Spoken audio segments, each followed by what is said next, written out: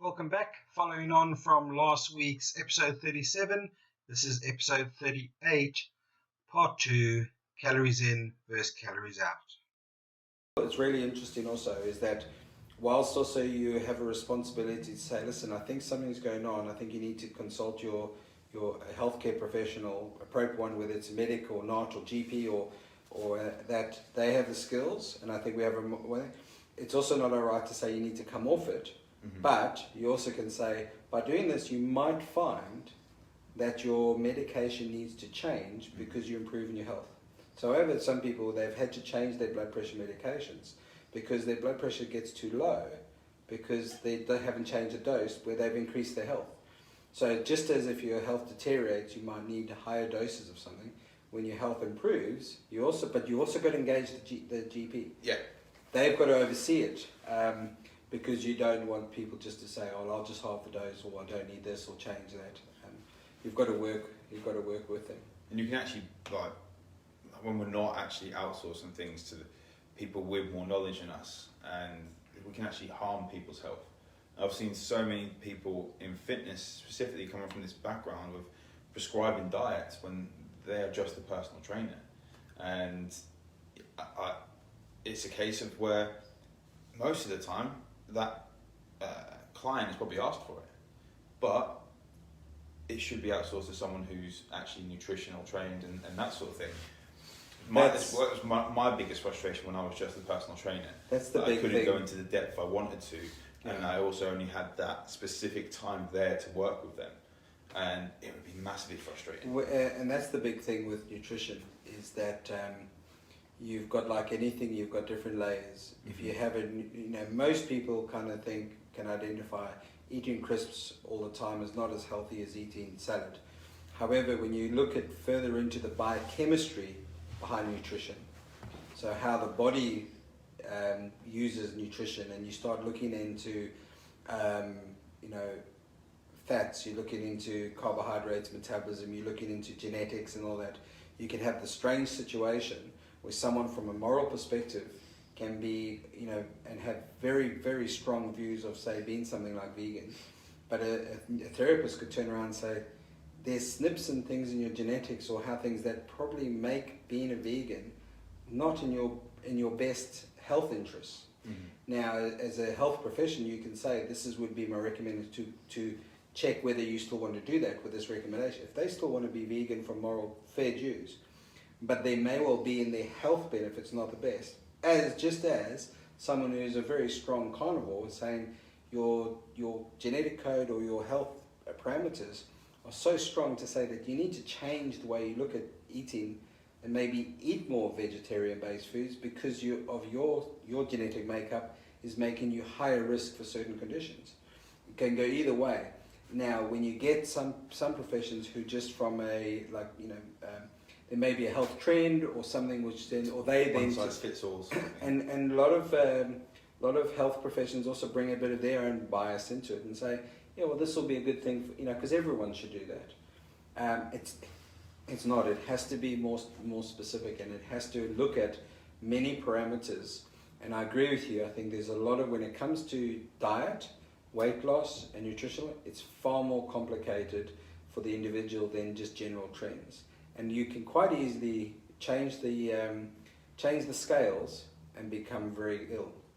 So if you judge how you're doing by weight loss, not weight loss with health gain, you can create some big problems. There's a lot of people who have some real significant health issues from losing weight very efficiently, but they become unhealthy. Just as much as you can be very unhealthy by gaining too much weight or doing that incorrectly. And also as well, we talk about genetics and someone being genetically predisposed to something. I was reading a book the other day, and they was talking about our environmental toxins and how, depending on the toxin you face, the multiplier is different depending on the stress that's going on in your life with your genetics. And it worked out this code which I was trying to remember, but I'm not going to attempt it. But it was talking about how that two people could be genetically predisposed for the same illness. So it could be cancer or whatever it is, but they're at different times of their life, and they hit a toxin which is supposed to trigger that illness in the environment. But because one person has been stressed out, they've just had a breakup, they've just had a change of boss at work, which made their work really, really stressful. They're hating that, they're not getting very much sleep. That person is in a higher stress state than this other person that hits that toxin. This person gets adrenal fatigue, this person gets cancer. And even though they both had the predetermined problem going on there. So what that is epigenetics. Yes, and then we look at epigenetics, transgenerational genetics as well. Like people in the Holocaust that are being studied now, people at the Holocaust, their grandchildren are still having problems. Yeah, that's a huge. Yeah, it's crazy. In Chernobyl, is it Chernobyl children? How they're now having babies. Well, you mentioned earlier we were talking about methylation and folic acid. If even as simple as when your genetic code is not allowing you to break down folic acid properly, that can have a huge effect on your DNA. And your DNA then is having a huge effect on how your body is running and replicating itself, and that affects the DNA down the line. Yeah. So nutrition. So when a lot of people tend to think nutrition is just fuel, it's just calories in, calories out. It's really not understanding the huge significance on a biochemical perspective of how the body functions. But adding that as well, we've got obesogens more and more in the environment and around us more and more nowadays. There are studies on that. I mean, and just stress as well. When stress changes your cortisol levels and changes how your body breaks down cholesterol and affects estrogen and testosterone levels, etc. It's huge. You could be really starving yourself and trying to lose weight, and your weight doesn't do anything or even goes up. And the reason being is that you're so stressed that the body is just literally. People know, they go on. In times of starvation, the body wants to hold on to fat. More water. But it's actually biochemical process in place for the body is so amazing to do that for a reason. It doesn't want you. To survive. Yeah. So it's not as simple as I just eat less, or when people are actually stress levels are low, they're in a more of an ideal pattern of life. They can actually increase calories of good foods. So as far as calories go, they've kind of increased their calorie intake, but they're losing weight. People know. A lot of people say, "Oh, I'm losing weight, but I'm eating so much more." Usually they're eating more of the good stuff, and the body's doing a good old detox, clear out, and most of it is water in the beginning.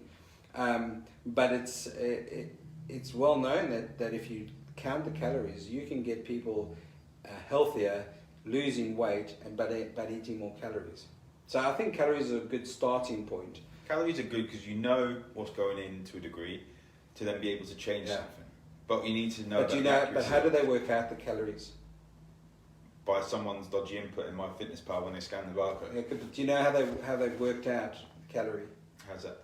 So they took food and they put it into a calorimeter. Calorimeter, yeah. Yeah, and they burn it. We had to do that in uni at Oxford. And so what they do, they burn it and they measure how much so they have a set amount of energy they put in, so they can measure that, and then they measure how much energy gets put out. And then that amount of energy is the calorific potential. It has to be within 10% each way. And that changes during the year. So I don't know about you, but I love curry, but not everything I eat. Like nachos. Everything I eat doesn't turn into fire. No. And then give me energy. It's not rocket fuel that we're eating. Your body has to break it down, and it uses nutrients to run the body.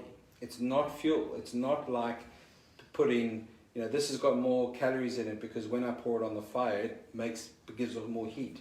It's not heat. It's not a heat in it. It's not. If that was the case, everyone just turned their heating up full blast. So when you look at the calorie, actually, and we say yes, it's a good starting point. It's a measure of heat. It is, but we don't burn our food. It's not giving off heat. But also, as we said, and touching on, I need to find the study again, but it was about rats, funnily enough, and the toxins in the environment. I'm sure I've eaten rats. I'm not doing eating rats. They were given exactly the same amount of calories, and then one was exposed to certain toxins, BPAs, xenoestrogens and things, and the other was just they'd done the same amount roughly of movement. They're not going to give exactly the same, but given the exact same calories, the rat that was actually exposed to these toxins put on weight. The other one lost weight. It wasn't staying the same. One put on weight and one lost weight, given the same body weight to start with, same amount of calories. And you think, Yes, that is in rats. But what is it- also humans, like people will say these rats are exposed to more of that toxin at one time. But But then- we're exposed to the those element- toxins over time and more What different interests ones. me is that the element of the calorie starts in late 1800s. Well, So there's something to we're do still with using a late 1800 technology and idea of measuring how much energy we've got in a food. but we haven't need something advanced to it. measure it. Yeah, but Because 100 let's grams try of and chocolate isn't the same as 100 grams let's of try broccoli. and design something more. You know, we've got all these apps and all There's gotta sorts, be but an we're app still for it. using technology based on how much energy it takes to raise the the heat of water. So yeah, I think the article is great. There needs to be a death of a calorie, but we haven't got a really good There's no substitute yet. Because we still need to know how much of whatever form it is this food we're taking in Yeah. to then be able to burn it off. And I think that's where, like, yes, still look at counting your calories and like looking to sum up is that counting calories does have its place when we want to see what's going in, but don't rely just on that.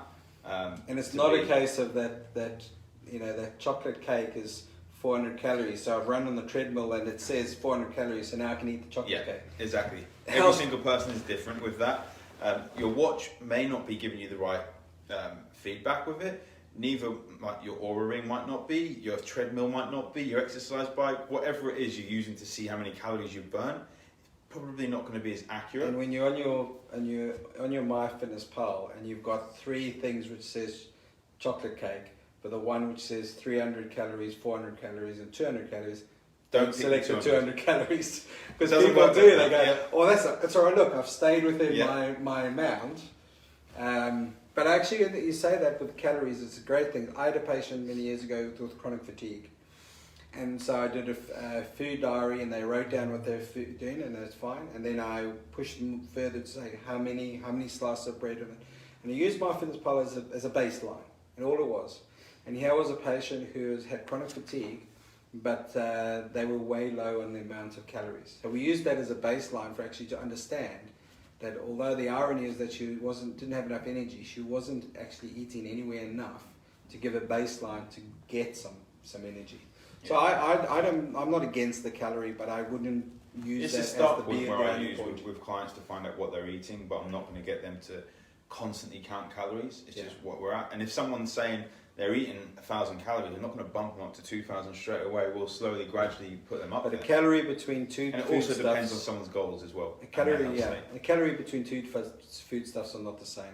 You drink apple juice and you eat an apple, and they have the same calories. Your body's going to utilize them. The calories are the same, but the nutrients aren't Well, your body's going to utilize them in a different way, because of the nutrients in there.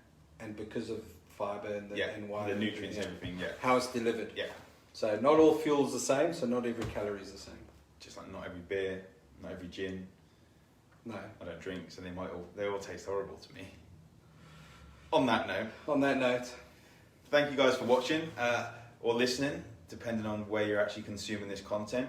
We should be back in I the like next. that consuming. It's a Very good. Like, sounded quite good with that. That intellectual. Consuming this content. I forgot what I was going to say. Yeah, if you have any questions, then fire them over on Facebook. If you've got us on Facebook, if you're here in the centre and you've got any questions, let us know because we'd love to be answering your questions. And the next time that we come on here, I said last time that we'll have a date. We've got some venues lined up, but we'll get a date for our. I was going to live say that as well. reminder of anyone who's interested in Let us being know. part of that. Then It'll be let a us free know. event. Take care. We'll Take see you care. soon. Bye bye. Bye.